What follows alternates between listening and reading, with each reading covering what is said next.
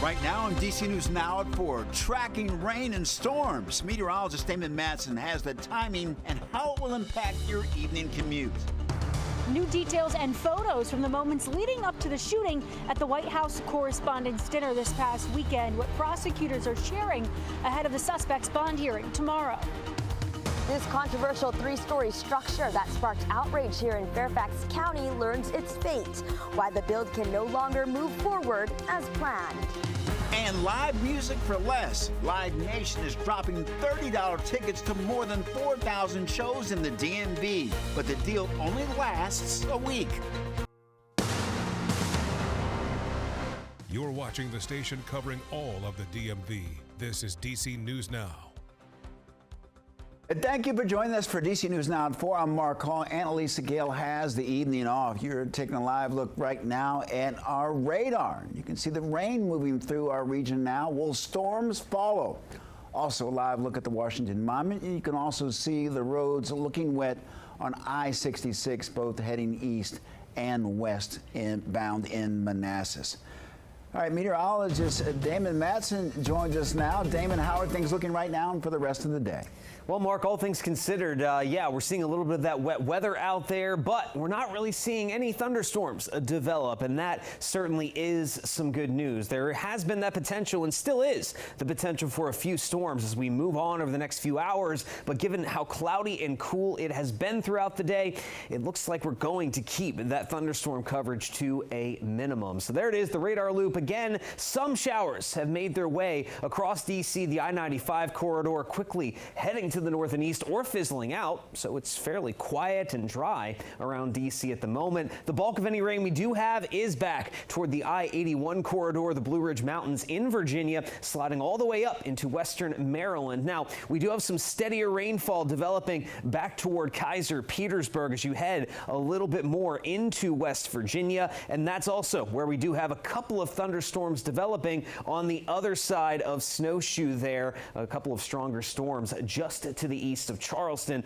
That's what we'll keep our eye on as those continue to pivot and swing toward the DMV here this evening. So yes, we still do have that potential anyway for a few thunderstorms as the rest of the evening rolls on, but this is only going to stick with us until we head into the middle of the night. So we'll talk about what threats, if any, those storms could bring us over the next few hours, and we'll let you know what's going to come beyond this storm system heading toward the end of the week and a full look at your forecast here in just a bit.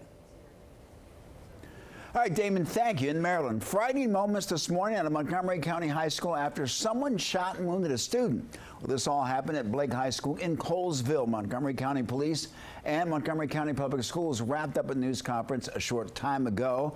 That's where we find DC News Now's Dave Laval this afternoon. Dave, what did they have to say?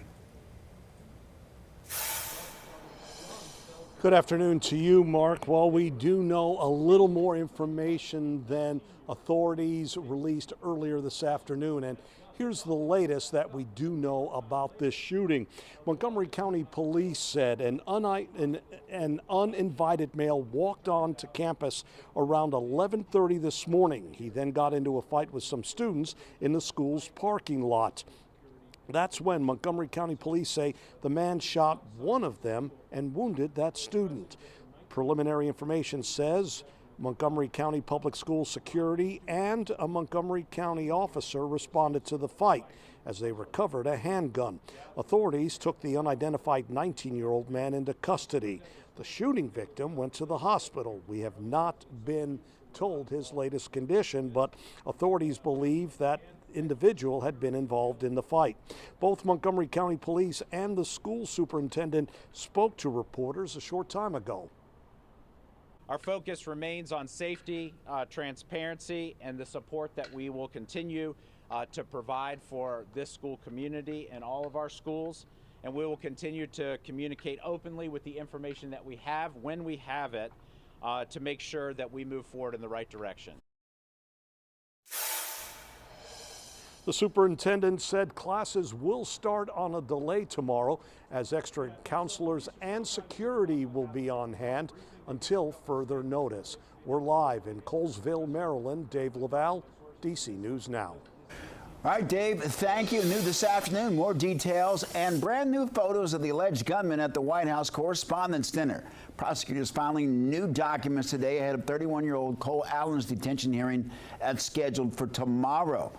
He's charged of attempting to assassinate the President of the United States. And DC News Now's Randy Bass joins us. And Randy, a lot of layers here. What's the latest?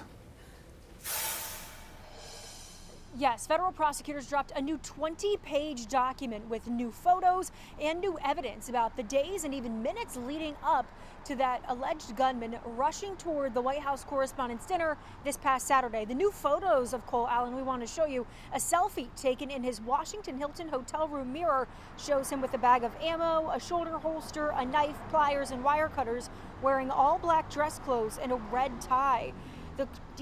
The docs also detailing the days leading up to the shooting, saying he made multiple online searches about the dinner while taking a one-way cross-country train trip from LA to Chicago to Union Station with a pistol and shotgun in tow. We now know he got on the metro from Union Station to get to the hotel the day before, and that he left his hotel room multiple times. Minutes after that photo was taken Saturday, prosecutors say he was watching live streams and making web searches about the dinner before a pre-scheduled email containing his written manifesto was sent out to his family and employer, detailing his plans to hurt top officials and anyone who got in his way. Prosecutors say he rushed a checkpoint, fired off a shot, and Secret Service officers fired 5 times. Cole fell and was tackled by those officers. In their request for pretrial detention, prosecutors wrote, in part, had the defendant achieved his intended outcome, he would have brought about one of the darkest days in American history. The defendant traveled across the country with the explicit aim to kill the President of the United States. Those prosecutors also calling this a planned attack of unfathomable malice. Now, we are planning to be back here at the courthouse tomorrow morning. His pretrial detention hearing is expected to get underway here at 11 a.m. In Northwest, I'm Randy Bass, DC News Now.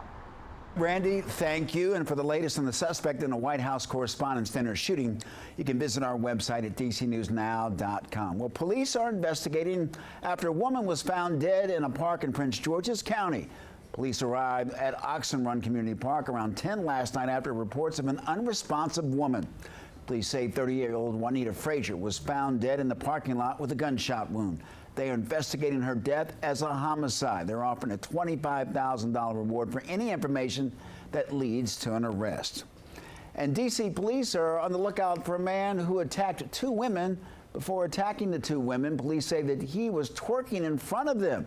This is the alleged suspect right here, and you can see him wearing a white T-shirt along with a cross necklace. This happened earlier this month on 1st Street in Southeast. If you have any information, you're asked to contact police. Well, we're seeing an uptick in gun violence in the district. Just last night, a 5-year-old boy was injured in a triple shooting in Shaw. DC News Now's Daniel Hamburg joined us live at the corner of 5th and N Street Northwest. Daniel, what are neighbors telling you? Well, neighbors tell me that they think that police need to be doing more. This shooting happened just after 7 p.m. last night in the courtyard behind me in this apartment complex. Police say they found 2 men with gunshot wounds in that courtyard, and then they also found out that a 5-year-old was taken to the hospital by a parent who was also shot. All 3 are expected to be okay. Unrelated, across town, police responded to the 3300 block of Mount Pleasant Street Northwest and found 1 man shot. Another victim had already been taken to the hospital. Interim Chief Jeff Carroll says it stemmed from an argument between 2 people who know each other, and one of them pulled a gun. This month, there have been 14 homicides. Last month, only 2. And while year-to-date homicides are down 43%, assault with a dangerous weapon is up 35%. 102 ADW incidents this month, with half involving a gun. That's about on par with last month.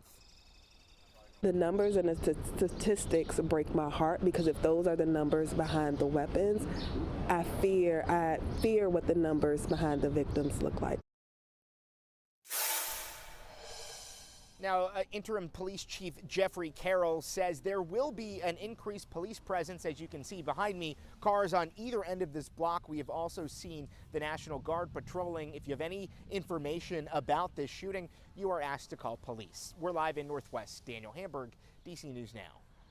All right, Daniel, thank you. Mayor Muriel Bowser boosting security funding for D.C.'s nonprofits and faith-based groups. The district is adding $120,000 to the Safe and Secure D.C. grant program, helping organizations upgrade cameras, staffing, and safety training. Now, the move comes as groups report growing threats tied to global tensions. And city leaders say that it's about making sure that people feel safe wherever they gather and giving community organizations the tools that they need to protect staff and visitors.